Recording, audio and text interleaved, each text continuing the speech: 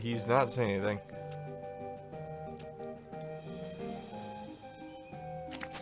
Oh. Oh, there we go. Okay. Earlier you told me there's another clown with the same face paint. That's right, the other clown earlier. Except I looked at the eggs on display in the slideshow. There's only one egg with that pattern. It's supposedly taboo for a clown to use another clown's makeup. Say, you're real sharp. Better watch out you don't cut yourself. Ho ho! So what's the deal? You're right, that's just me. I walked around the midway and saw balloons at both ends. But if people ask, I like to have a little fun with them. So you're not actually following me around? Oh ho, why wouldn't you do that? You aren't dangerous or anything, right? Right. Okay. So it seems like the eyeball guy was going to be a boxer. Okay. This is how they would fight. Eyeball guy, boxer. Two-faced guy, knife fighter. Janet, the box lady, was going to have Gatling guns. Damn! No body, but she don't need no body. She don't need no man. Merry-go-round has a dirty canvas tarp over it. Condemned, till further notice. We encourage anyone suffering from horse bites to consult the doctor. Oh, they're real horses. Extremely muscular clown. Stage ain't showing till later. When? Later. Yeah, I was saying when? Later. Oh, God.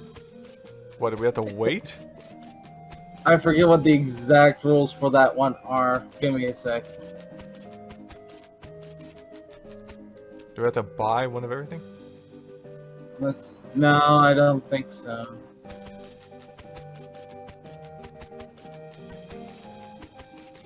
Also, you sure we can't do the souls thing? Let me double check then. Let's see. Oh, alright, one sec. You can go back into the sideshow and examine the eggs and the punks again. Because they had different comments.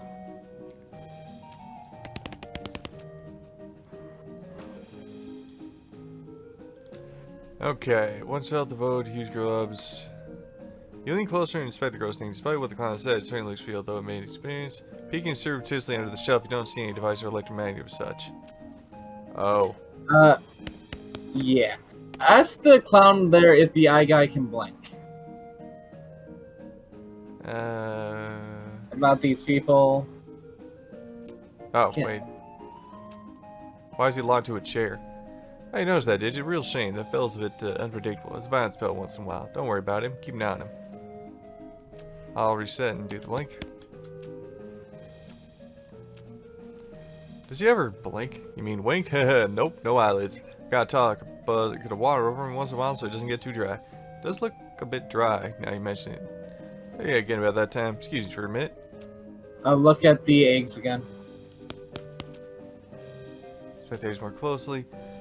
As the clown's strategy, take the opportunity to get a closer look at the eggs. You notice two things about them. Firstly, they're too large to be chicken eggs. You have no idea what kind of eggs they are.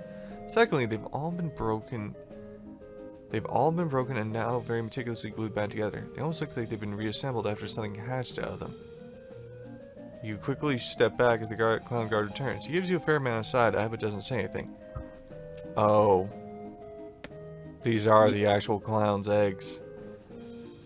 Talk to the hot dog vendor. What are they made of? What are they made of? What do you mean? They're pork. What else to make a sausage out of? Regular pork Long or long pork. pork? Kind of gives you a long, chilly look. I'm not sure I what the lines are. assume you know what the term lawn pork means, right? Human flesh. Yeah. Okay. Let's try to talk to the guy again to see if we can enter in the main show yet.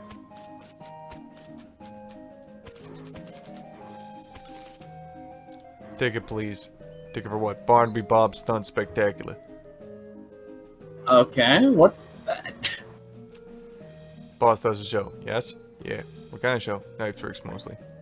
Here's my ticket. Okay. Oh. I'm the only one.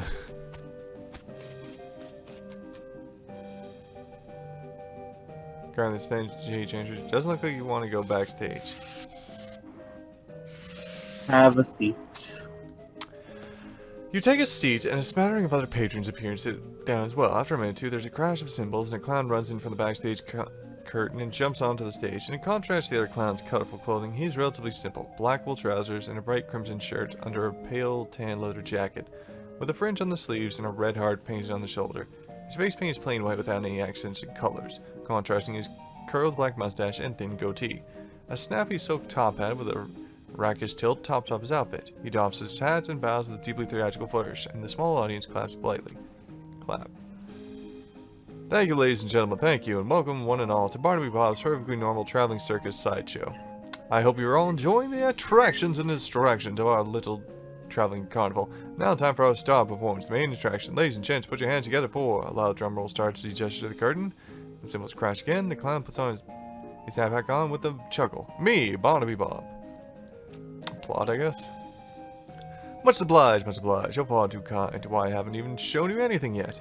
With a laugh, he flips a large bowie knife in the air. You didn't even see where he pulled it from. The knife glitters as he spins. He catches it, flips in the air again, this time catching it and balancing it on his point, on the tip of one finger.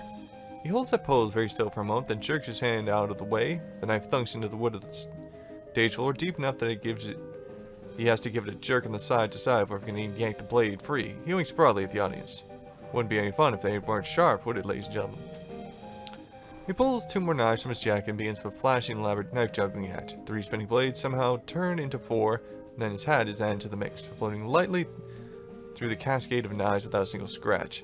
He finishes the routine by catching 2 of the knives in each hand, allowing his hat to fall nearly to the floor, before catching it on the tip of his boot, kicking it back to the air and onto the top of his head. Applaud. Now there's some applause I believe I've earned. Let me tell you, ladies and gentlemen, it took a lot of hats to get where I am today. He juggles and adjusts his hat back to his normal rakish tilt.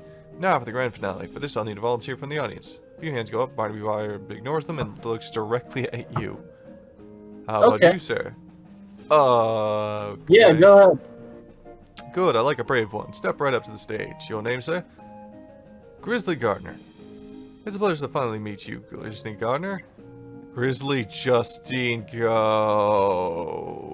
He knows our full name. And we don't even respond to it.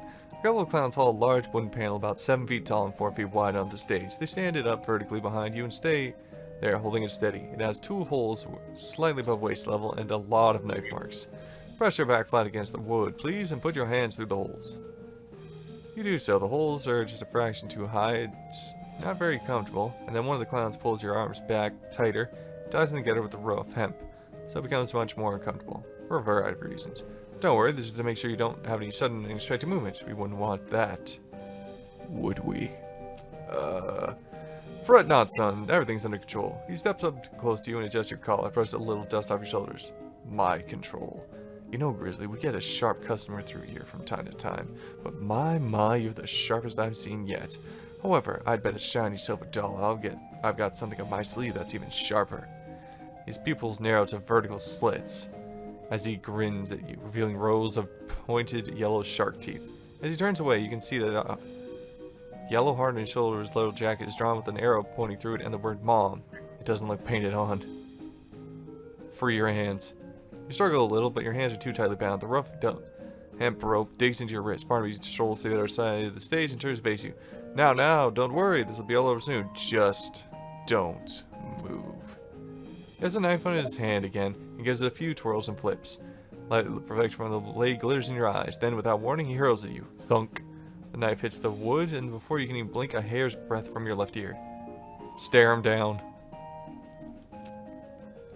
Barnaby Bob grins at you as the crowd applauds. Another knife appears in one hand and an apple in the other. You toss the apple to the one stagehand, who gracefully places the top of your head.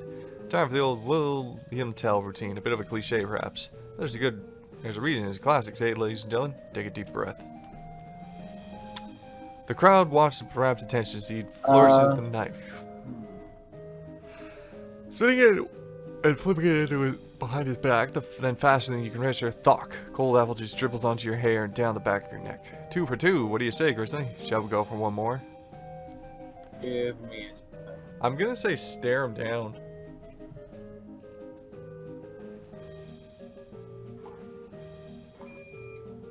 I want to make sure. I just want to make sure something.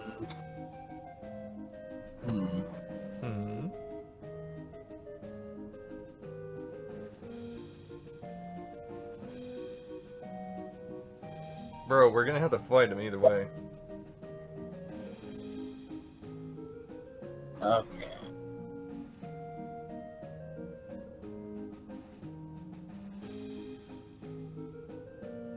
Okay, you can stare him down. Might as well. Barnaby Bob pulls another knife and gives it a quick stropping across the pale leather sleeve of his jacket, then whips a colorful spotted handkerchief from behind his pocket and blindfolds himself. This time his smile is much colder. I advise you to watch closely, Grizzly Gardener, since you're the only one of us who can. Watch closely. The crowd laughs, but you don't actually hear it. The knife spins in his hand this time, either because of the adrenaline or because he's actually moving slower. You can see the motion of his arm as he throws it. He twists his wrist in an odd way that you don't think he did before. The knife is flying at you. The knife is flying directly at your right eye.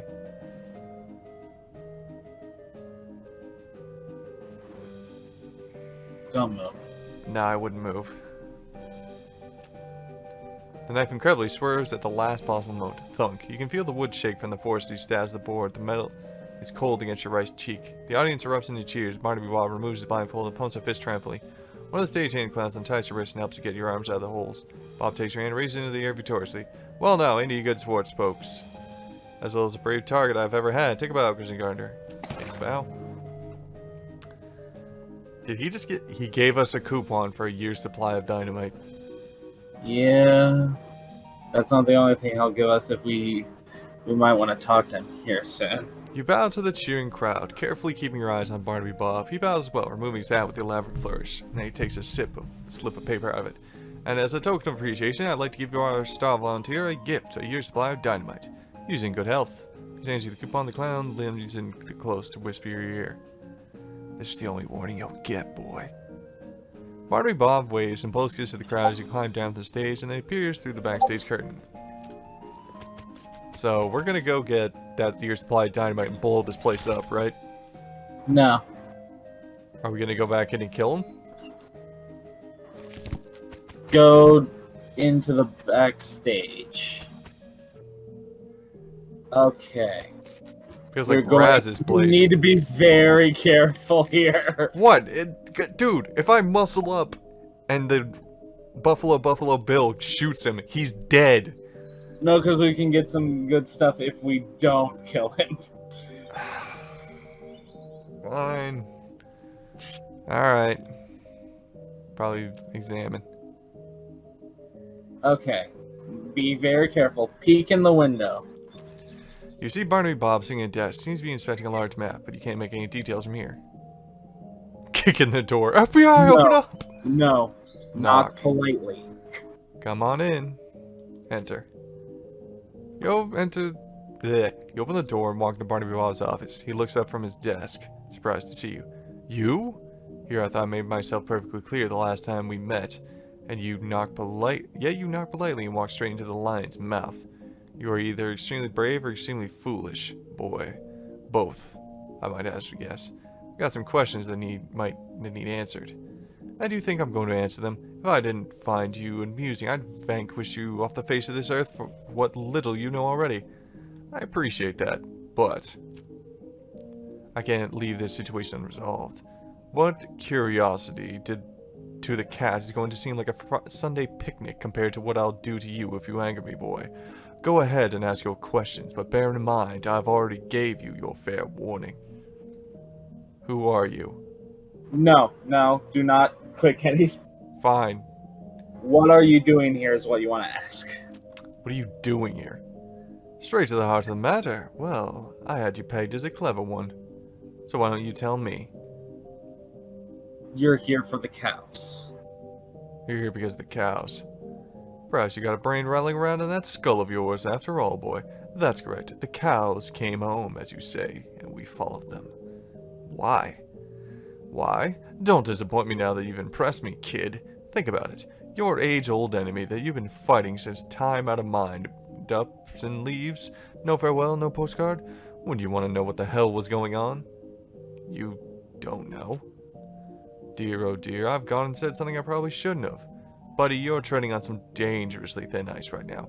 I hope you're thanking your lucky stars I consider you essentially significant. I can hear those gears ticking in that 3-pound dog's dinner you call a brain, son. Now it's my turn to ask the question. How are you gonna convince me that I shouldn't make you disappear like a fart in a tornado? What the I mean, he's not wrong. Well, make it good, Grizzly Gardner. Make it good, because you get one chance at this.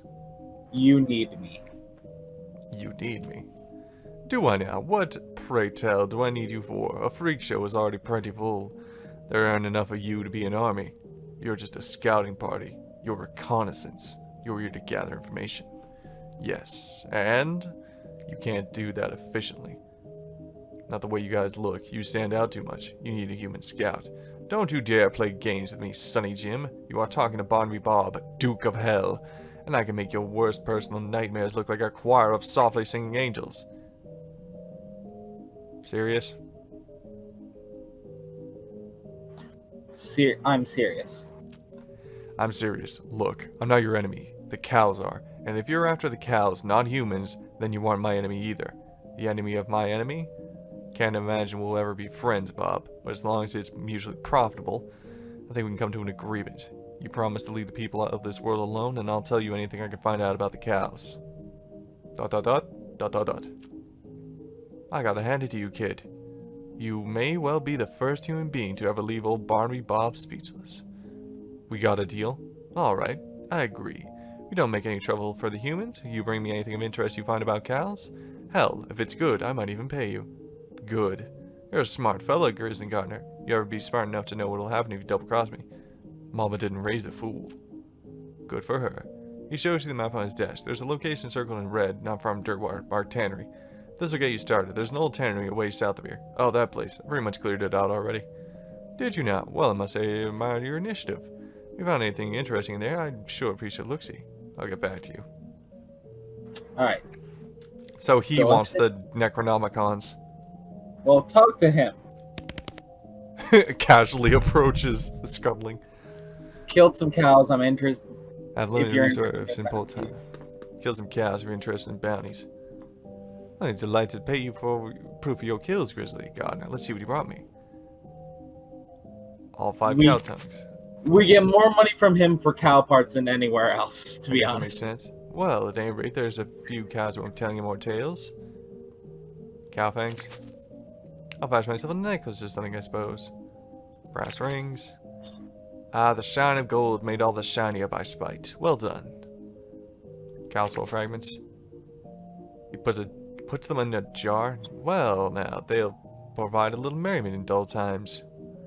Uncle with horns. My, you've been a busy little beaver, my friend. Give him a cow's eye. You toss him a cow's eye, Jim. Well, would you look at that? What a pretty thing. I'll gladly take it off your hands. Okay.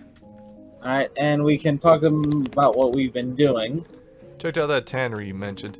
Did you now? What did you discover? A bunch of animated cow hides, plus a whole cow skeleton with leather just sort of draped over it. They were unable to maintain animate the leather.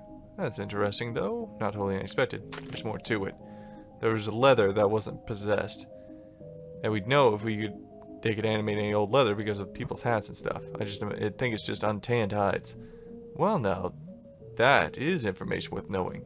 How nice it is when our benefit works out to mutual benefit. That's more than where it came from if you can turn about the process. There's a plant called cow's mane. They use it for tanning leather. Apparently the cows hate it and they attack anyone growing it. Fascinating. This whole information is valuable indeed. You can provide me a sample or even a supply. I'll reward you handsomely. We gotta go get the cow's mane, don't we? Actually we're going to use the cow's bane for something else. Okay, so what? We have to wait 3 days? Yeah, we're going to need to wait 3 days for that, but we'll come back to that later. Oh, okay. Let's get other stuff done first. Alright, so where to now? Alright. Well, your supply of dynamite, excuse me, I'm gonna go do that. Where is he? Dynamite Dan's, there he is. I'd like that supply of dynamite, please.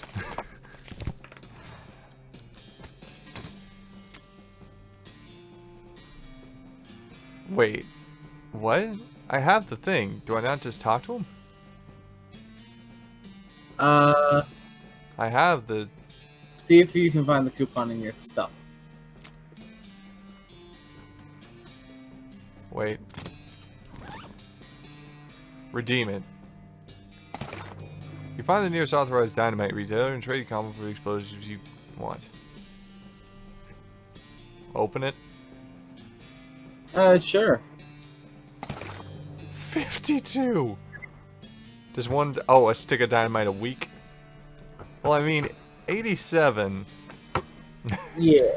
That's still pretty good. So, let's take a break for now. Yeah, I was gonna say, we've done a lot and figured out some demonic clowns. So, yeah. We've figured out that clowns are demons brought from hell that used to be rodeo clowns. They're fighting the cows. They're evil as hell, but... I mean, enemy of my enemy. I mean, hell, we're riding around on a ghost horse fighting skeletons. Yeah. So, yeah. Stay beautiful, people, and like, comment, subscribe if you enjoyed. Yeah. Catch you next time on another episode of this craziness. Or another adventure. Either way, see ya. Bye-bye.